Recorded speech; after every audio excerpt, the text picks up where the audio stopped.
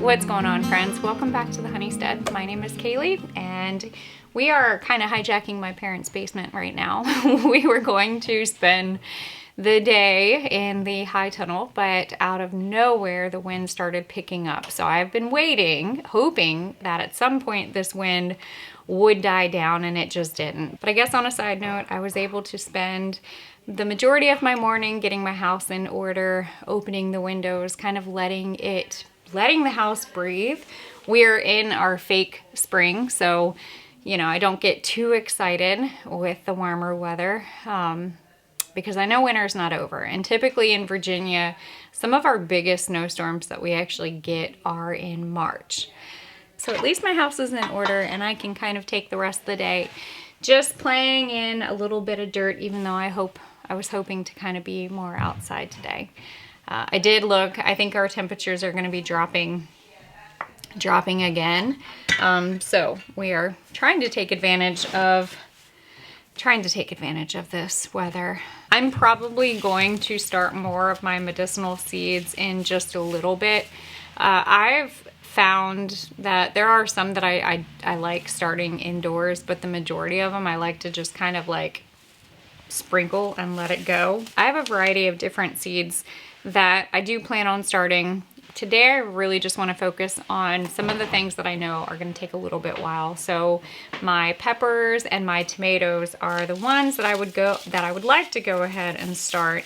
And So Right Seeds is a sweet company that I met at one of the conferences this past year.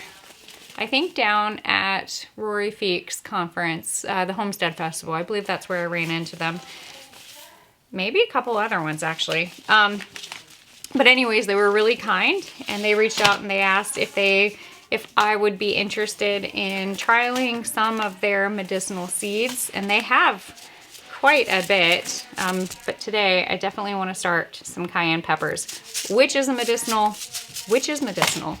but they have a huge selection of chamomile and calendula, dandelion, lemon mint, regular mint, oregano, bergamot, which I do love. I love the bergamot. Some thyme, yarrow, borage, blue sage. Oh, that's beautiful. Some white sage. I also probably want to go ahead and plan on doing some lavender.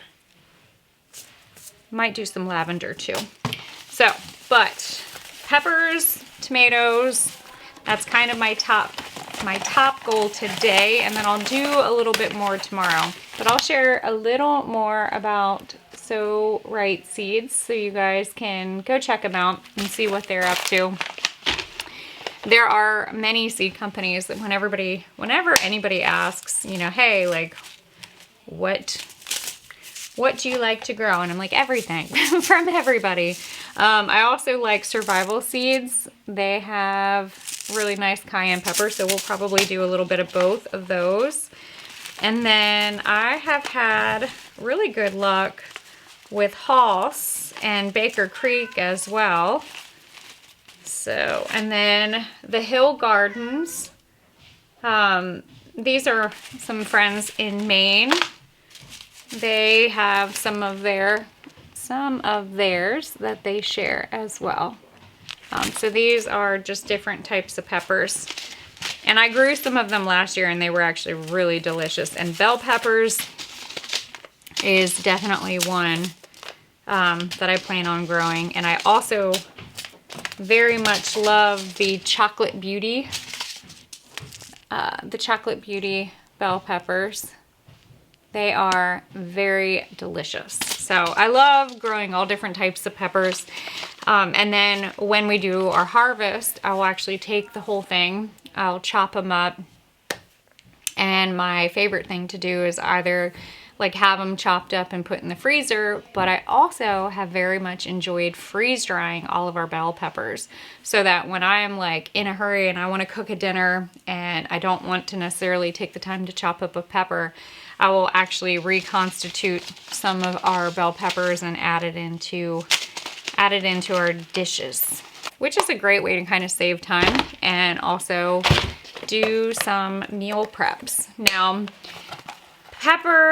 tomato wise, I kind of need to go through my tomatoes. Definitely want to do some cherry and some of the Brandywine tomatoes. We also might do the Hill Gardens. They also have sent us some tomato seeds. The Black Prince and the Big Boy. And let's see, Black Velvet. Why not? Let's just start some tomatoes. I think I do need to go get some Roma tomato seeds. But my goal is to put up at least 64 quarts of tomatoes, whether that's tomato sauce or stewed tomatoes. So yeah, I will be definitely going and grabbing, a good bit of Roma tomato seeds. And this year my goal is to go rather large with our garden space and actually produce more than an abundance. Definitely to put food up for ourselves, but also for people in our community and also for our friends and family who are coming over to help spend the day to put some food up, whatever that looks like, whether it is processing chickens, whether it is, making sauce. I'm also excited. I think we're gonna do like a bread making day and just, I've got some fun things I think in the works. But today, I do have my soil block that we're gonna go ahead and start making our soil blocks. And then I'm gonna put these trays up and watch and wait and see as soon as everything germinates. And then, yeah. I went ahead and made a couple of trays of these soil blocks, and I'll be honest, I probably should have sifted the soil out because there were some harder bits of wood that was still in here, but I didn't, and it is what it is. And so I will still have seeds that are going to germinate in this. I know that there are some people who are like extremely meticulous about that. The way I look at it, I've had volunteers just drop in my garden bed and grow and be completely fine. But I have our cayenne peppers here. These are non-GMO. I do try to look for like heirloom seeds. That's kind of my main focus. And just to be on the safe side, I'm going to do about 2 seeds per plot. Just to kind of better the odds of germination. And if they both germinate, I could separate them out very easily. So I'm gonna pretty much do at least half of this tray as cayenne, and then I'll probably do like the bell peppers on this side, depending on what I feel like doing. Now we use cayenne medicinally for many different things. It is a warming herb. It's also a stimulant. So for me, like right now, it's kind of that in between where it's like kind of warm outside, but can kind of still be a little chilly. So my favorite thing to do, which I have a jar up in my mom's kitchen somewhere, but they're still in the process of kind of moving in and getting their house all situated. But what I love to do is I take the cayenne when it's fresh and I chop it up, and then I mix it in our raw honey to make a hot honey. Now you can basically just chop it up, put it in there. You can dry the pepper and ground it up into like a powder and also put it in there. But that is one way that you know, if you need to warm up, you can take a little bit of heat. Take a little bit of heat and that'll warm you up. But another thing that I like to do with cayenne is take it and harvest it and dry it, and then you can mix it in with a powder.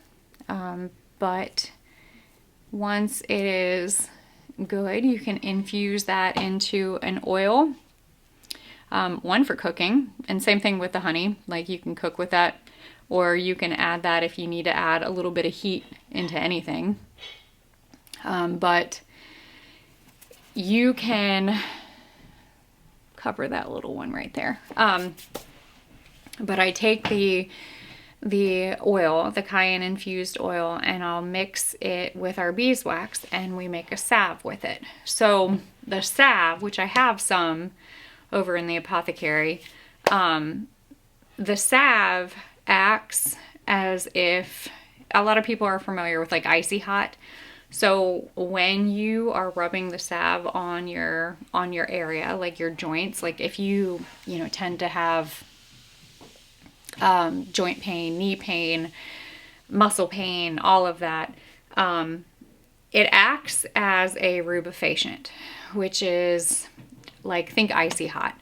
Icy hot causes pain to ease pain, but really what it's doing, it's causing pain to distract you from the pain. And it's something that can easily be made in your home, in your kitchen. Now, a lot of people actually have cayenne peppers, so you don't even have to make a salve. If you have cayenne peppers and an olive oil, you actually could go ahead and make like a oil muscle rub with the cayenne pepper. It's also really important to just kind of be mindful about, like, when you're touching cayenne, when you're working with cayenne, like, it could cause a reaction on your skin. So some people, like, I wear gloves. I know I've shared this story in the past, but it's kind of too cute to not share. But I have a Thai grandmother who, she is like all of 4 foot, like maybe 4'8", and my grandfather is like 6'3", and he learned early on, before she would go take care of her peppers, she would pick a fight with him and get all feisty. And her secret for hot peppers is you have to be mean before you go. You have to be angry and mean before you go take care of your pepper plants, and that's how you get your peppers to get really hot. So I thought that was funny. But yeah, the other thing too is when she goes to roast and like dry all of her peppers, like, you almost have to, like, you can't be in the house. Like, it's that hard to be in it because you're breathing all of that in. So just bear in mind, like, when you're doing this and you're drying your peppers, just kind of be aware.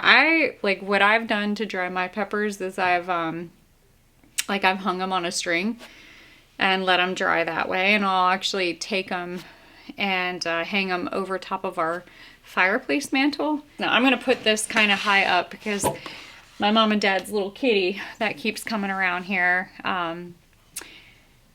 she thinks this is so much fun to play in. I'm going to put these kind of higher.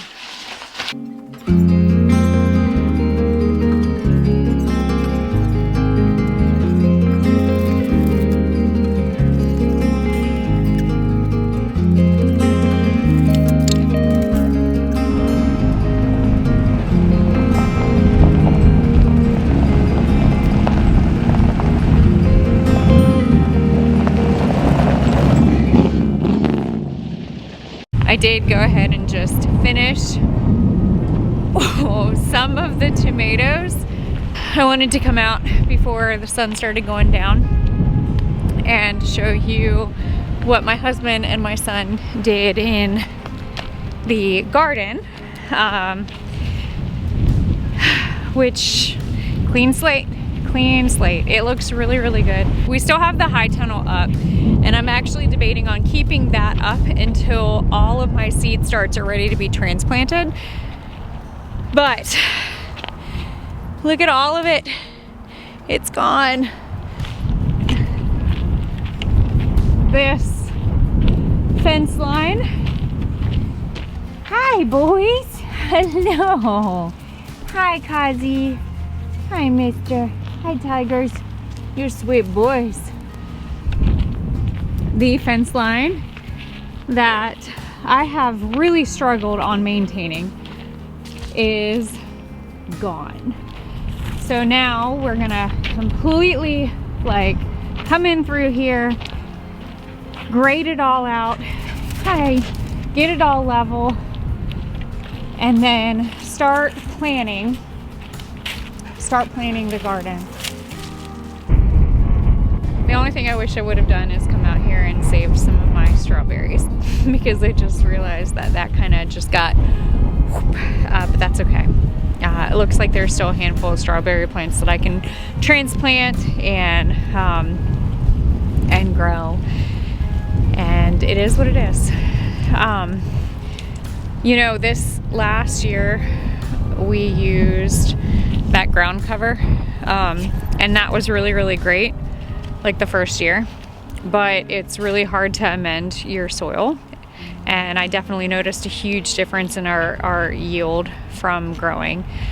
I'm a little sad because it's like there were a lot of plants that I knew that I probably could have used or saved and continued to grow, but this was needed in order for me to be able to grow the food production that we need to do for our family. So I'm very thankful that I have a clean slate. Now the next big project is some of those trees have to come down, which I did share in one of my last videos. There are some native persimmon trees, but they're dying. And so those are gonna come down. And then the next thing is just, this is eventually going to be taken down as well. And I'm just going to completely just redo, and we might even decide, I mean, in my head, like I was like, oh, I'll leave the high tunnel up until I go ahead and do my seed transplant. In order for me to fully get this area the way that I need it, this is a necessity. I have to clean sweep.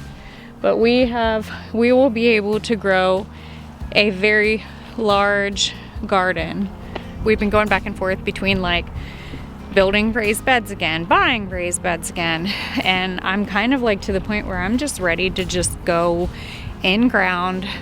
This, which I learned, the grass that is our culprit is called Bermuda grass, and that's been like the vein of my existence. So, you know, we're gonna figure this out, but this is a huge step. This is a huge step. And starting my seeds today, even though I didn't do it in the tunnel, still got me really excited to grow this year. So yeah, definitely more to come. And yeah, so as always, don't be afraid to get your hands dirty and learn something old. Bye guys.